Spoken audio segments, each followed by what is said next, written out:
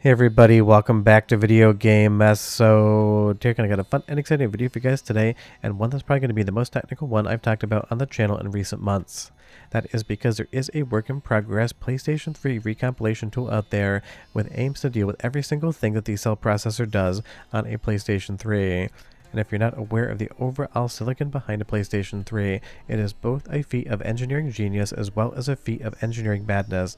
That is because to get the most horsepower out of the cell processor and its 8 individual SPUs, you basically needed to be a wizard with coding. Only the best of the best could make the PlayStation 3 do everything that it had in its potential. And honestly, while it is a really fun thing on the silicon side of things, in execution, that's why you saw a lot of multi-platform games just run a lot worse back in the day on PlayStation 3. So the fact that somebody is working on a static recomp tool to deal with the cell is in and of itself absolutely impressive. And this is something that is going on in multiple different fronts. About a month and a half ago, or maybe a month ago, I talked about the fact that RPCS3 had basically beaten the final boss of PlayStation 3 emulation, and that is the SPU, because they found usage patterns that would actually allow for more efficiencies in the emulation code of those particular components on the cell and give you better performance across all different hardware. And this is something that took years and years and years after RPCS3 actually became a PlayStation 3 emulator. Because when I say the cell processor in the PlayStation 3 is complex, I would probably say it is the most complex and confusing bit of silicon ever to go into a video game console. I am sure on paper it was very exciting to develop this thing and put it into hardware, but in practice it basically hamstrung developers and coders, because to get everything out of it, to get all the synchronization across all the SPUs, required so much complex code that a lot of times it just wasn't efficient or didn't get used to its full potential. So now that there is a recomp tool coming and it is showing a lot of performance, it'll definitely be beneficial for PlayStation 3 static recomps in the future. I know everyone's going to love that. So taking a look at the GitHub page here, this is where it's going to get very technical, because we're going to be talking about the different SPUs in the cell processor, what they do, how they basically have to have synchronization to work effectively, and just how big of a project it is to actually get a PlayStation 3 recomp going. Because yes, the Xbox 360 has a PowerPC processor in it as well. It was the last generation where PowerPC showed up in any sort of consoles, unless you count the Wii U, because that was kind of an interim generation. But I actually really love this hardware, and it is really fun. Maybe that's because I grew up on Mac until I transitioned to Windows about 15 years ago, or maybe it's because the 3DO M2 also uses a PowerPC processor, and you know I love that hardware if you watch the channel. But the PlayStation 3, even in emulation, and even with RPCS3 doing such an incredible job, is still an absolute pain in the ass to deal with. And again, I just love the fact that it's like that. I think that engineers out there basically just didn't talk to the game designers and said, what would you like to see in the hardware to make your lives easier? They just decided, what's the most insane piece of shit, amazing processor we can shove in a PlayStation 3? Cool, let's do that and add some components on at the last round, and then basically just ship that and say, hey, go make some games right now. It's basically like a cinema camera. I am a professional cinematographer and director for a living, and sometimes there's features on cameras that are very unintuitive and actually annoy the ever-loving hell out of you. That's kind of what an SPU would be.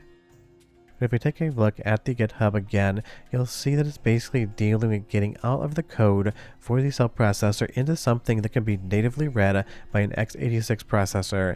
It's the same thing you see on N64 recomps, same thing you see on Xbox 360 recomps, and any other recomp. That is the entire methodology, and you'll see here all of the different challenges. Honestly, it really is the SPU that's going to be a pain. If you're wondering why there's only 6 SPUs listed, not 8, that is because one isn't really active on the die, and the other one is reserved for low-level processes on the PlayStation 3 operating system in and of itself. So games had access to 6 different SPUs. Like I said, one was fused off, or I don't know if it was fused off, just basically not made active, and one was for the OS. But when you play a PlayStation 3 game, you're really seeing a bunch of different dies and processors all working in conjunction with themselves. And that is where a lot of the difficulty lies. They don't just need to all be given tasks, but they need to be synchronized across those tasks, because if one is waiting for the other to respond with some bit of data, that is where you could potentially see slowdown in your games. And that efficiency basically is an extremely hard target to hit, even for the most talented developers out there, and some games definitely showed that. But to even talk about an SPU, we need to talk about an SPE, or a synergistic processing element. The SPU is basically the core, and the SPE is everything else around it hardware-wise that would allow it to function. And it's called the synergistic processing element, and synergistic obviously means everything needs to work in conjunction with themselves. And because this lacked direct memory access to the RAM on the PlayStation 3, tasks had to be scheduled and written by coders to make sure that they were done in order and on time. So when you see the power processor element here, that's basically the main CPU of the system. You have your L2 cache 512 kilobytes, and you have the SPEs off to the side in which the SPUs would be living. So this is a lot of different silicon to actually have to deal with it, and that is absolutely a little bit messy when it comes to emulating games, and definitely when it comes to actually trying to code for it. And that is why you've seen these improvements on the RPCS3 side of things. They've gotten a better handle of the SPU and SPE, and they found patterns that lead to new efficiencies. And that definitely means a lot more older systems are going to be able to play PlayStation 3 emulation with faster frame rates, and if you're getting good frame rates, you might even get higher frame rates. But on something like a PS3 Recomp tool, what that means is the overhead is going to be even lower because it is recompiled from the cell code to an x86 instruction set code, so that you're not really having to deal with that overhead whatsoever when you are playing the game. And some of the improvements you see on RPCS3 can inform this project as well. That is how kind of intertwined all these developments can be, and hopefully on some of the Recomp side of things it might even inform PlayStation 3 emulation moving forward as well. That isn't a guarantee, but the more people working on the cell processor, its code, and trying to figure out the best ways to handle it, the more improvements you're going to see for PlayStation 3 off original hardware in the future. And that's definitely an important thing, because there are a ton of amazing exclusives on PlayStation 3, and even though the hardware is still plentiful, in 10, 15, 20 years it's definitely going to get rare, more are going to break, and suddenly a PlayStation 3 in good condition will probably cost you $400 or $500, maybe even more with inflation by the time we get to the point where they have gone up in price. So all of these developments are definitely useful. But you leave me a comment down below and you tell me if you could snap your fingers and make one PlayStation 3 game immediately show up as a perfect static recomp, which one would it be? For me, it's 3D Game Hero, just because 1, it still likes to freeze on RPCS3, and 2, it is an absolutely incredible game that way more people need to know about. So if you never played 3D Game Hero, take it from me. If you have a PlayStation 3, find yourself a copy and start playing it there. Let's go back to the GitHub because there's a really handy and fun actual flowchart explaining exactly how everything works. But I want you to be aware that this is still in development. It is showing a lot of progress, but don't expect the first PlayStation 3 Recomp next week. It's probably going to be 6 months to a year, and I would love to be disappointed to find out that I was wrong on that one. But as far as the stepping process is, first you boot the game up.